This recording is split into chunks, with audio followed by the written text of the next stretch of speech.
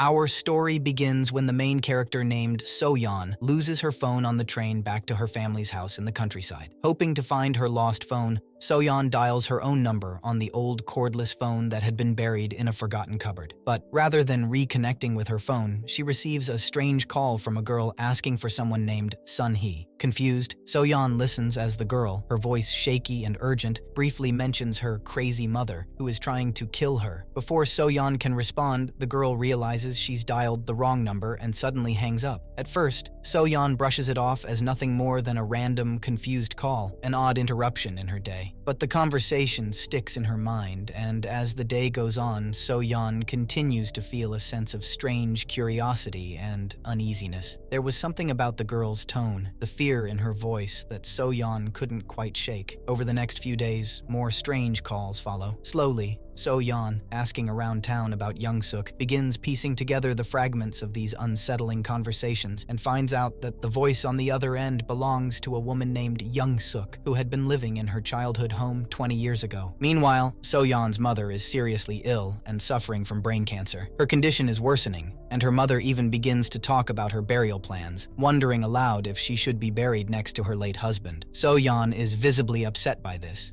offended that her mother would mention her father, who tragically died in a fire 20 years ago. The pain lingers in the air, especially because, as So-yeon later explains, her father had died in a gas leak, one caused by her mother accidentally leaving the gas stove on. For years, So-yeon has harbored a deep resentment toward her mother, unable to forgive her for what she sees as a fatal mistake, and this has caused a divide between them, leaving their relationship fractured and cold. Back at home, as the strange calls from Young-suk continue, So-yeon's curiosity grows. She becomes increasingly drawn to Young-suk as she learns about how Young-suk is living under the control of her shaman stepmother, who exerts a cruel dominance over her and, it seems, is psychologically and physically torturing her. So-yeon, feeling an odd kinship with the girl on the other end of the line, becomes more and more emotionally invested. At first, nothing much seems to happen, until one night, So-yeon starts hearing strange noises in the house. But her curiosity gets the better of her, and instead of brushing it off, So-yeon decides to track down the source of the noise. In an impulsive move, she takes a hammer to the wall from where the sound seems to be coming from. What she finds is the hidden room that seems to have been used for exorcisms by Young-suk's mother. In the creepy room, So-yeon stumbles upon a box of things, including an old diary that belonged to Young-suk. As So-yeon flips through the pages, among many pages dedicated to 90s legend So Tae-ji, So-yeon realizes the diary holds dark secrets. For example, one entry describes how Young-suk's mother once tried to burn her alive. Sounds like her mother wants her to get lit real bad. Just as So-yeon tries to process this disturbing detail, she receives a frantic call from Young-suk. She's screaming that her mother is doing exactly that, trying to burn her. Now completely convinced that the woman on the other side of the phone really is Young-suk living in 1999, So-yeon goes about trying to convince Young-suk that she is from the future. So-yeon starts by playing her a newer song from So Tae-ji. When that isn't quite enough to convince her, So-yeon goes online and,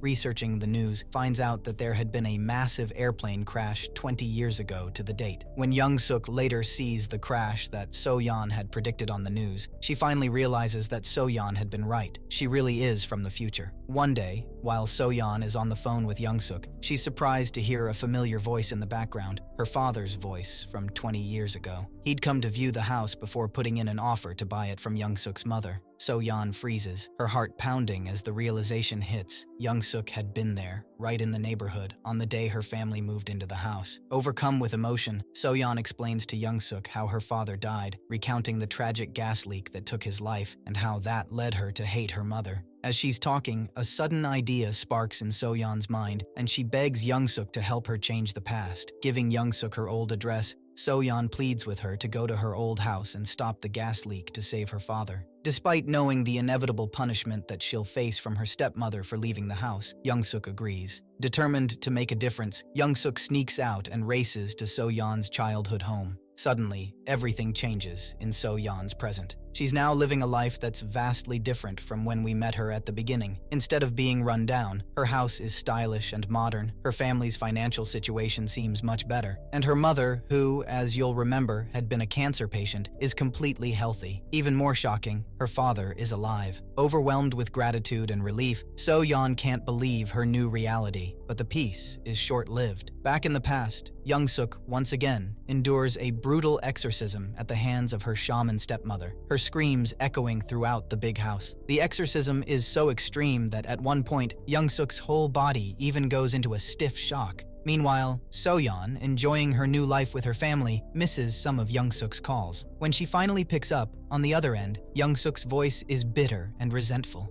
How dare So-yeon not pick up every time Young-suk calls when Young-suk was the one who risked her life to save So-yeon's father? Wanting to help, So-yeon frantically searches for answers and uncovers a horrifying revelation. Young-suk is in grave danger. Her stepmother is planning to kill her during the exorcism. So-yeon quickly warns Young-suk. That night, trembling in fear, Young-suk hides in a dark corner of her bedroom. She watches in silence as her stepmother quietly enters, knife in hand, and stabs the bed where Young-suk should have been sleeping. The blade plunges again and again into the teddy bear under the covers. Young-suk is caught off guard by the ambush from her own stepmother. Confronting her, Young-suk asks how someone who raised her could actually try to kill her. Her stepmother explains that she's had visions of Young-suk committing multiple murders in the future, and that she believes killing her now is for the greater good. By morning, Young-suk not only survives, but ends up killing her stepmother, freeing herself from the abuse, but setting off a horrific chain of events. Having finally escaped from her stepmother's strictness and control, Young-suk leaves the house and heads straight to the nearest chicken restaurant. One of the things that she resented while living with the shaman was her herbal meals. While in town, Young-suk buys a wardrobe of red clothing from the shop next door, surprising her next-door neighbor, a strawberry farmer named Sung-ho, who had also become a family friend of So-yeon's in the future. Inviting Sung-ho inside, Young-suk becomes a serial killer when she murders Sung-ho after he stumbles upon her mother's dead body chopped into pieces in bags in the fridge. In the present, So-yeon suddenly finds Sung-ho gone and Googles Young-suk. Finding out about how Young-suk turned into a serial killer, So-yeon confronts Young-suk over the phone, warning her that her killing spree will only land her in prison for life. Young-suk, however, refuses to accept this fate, reminding So-yeon that she saved her father's life in the past, implying that So-yeon owes her. After this, So-yeon decides to ignore Young-suk's calls, trying to distance herself from the escalating violence and the fact that she's now indirectly involved with a serial killer. But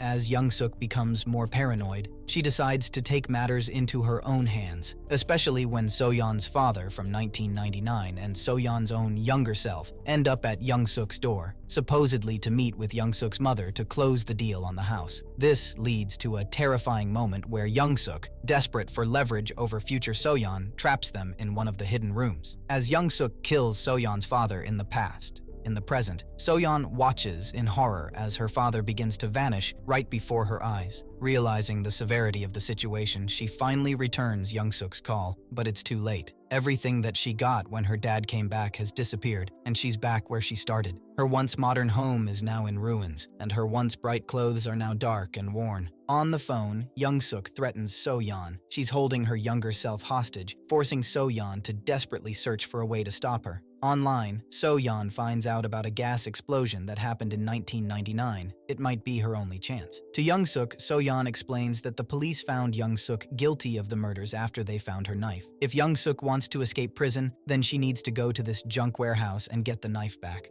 Of course, little does Young-suk know that the warehouse is where the explosion will be. However, despite following So-yeon's instructions, Young-suk manages to escape death by chance. Now full-on enemies, Young-suk comes after So-yeon with a new vengeance. In a chilling moment, Young-suk pours boiling water on So-yeon's younger self, and present So-yeon feels the agonizing burn. In need of more information, So-yeon breaks into the local police station to steal the police notebook that had been used by the cops at the time to investigate Young-suk. All the while, Young-suk keeps taunting So-yeon. It turns out that when Young-suk had gone to save So-yeon's father, she'd seen that it had actually been So-yeon who had turned the gas back on in the fateful accident that had killed her father. It had never been her mother's fault. So-yeon's mother had simply been protecting So-yeon from the guilt by taking the blame all these years. Back in the past, So-yeon's mother and a policeman are trying to find where So-yeon and her father have disappeared to. Pulling up to Young-suk's house, they start searching, but keep coming up with nothing. On the other hand, present-day So-yeon finds a gruesome secret in the basement of the house, multiple bodies from Young-suk's killing spree. Seeing how the content of the police notebook has changed, So-yeon's hairs stand up as she realizes Young-suk is still alive. Calling the phone, So-yeon, hearing her mother's voice from 1999, frantically warns her to run and get out of the house, but it's too late. The policeman who So-yeon's mom came with is killed by Young-suk before she even has time to hang up the phone. In the present, an older Young-suk suddenly shows up and starts chasing So-yeon down. Meanwhile, in a desperate struggle to save her young daughter, So-yeon's mother manages to push Young-suk off the staircase, and back in 2019, So-yeon rushes to find her mother,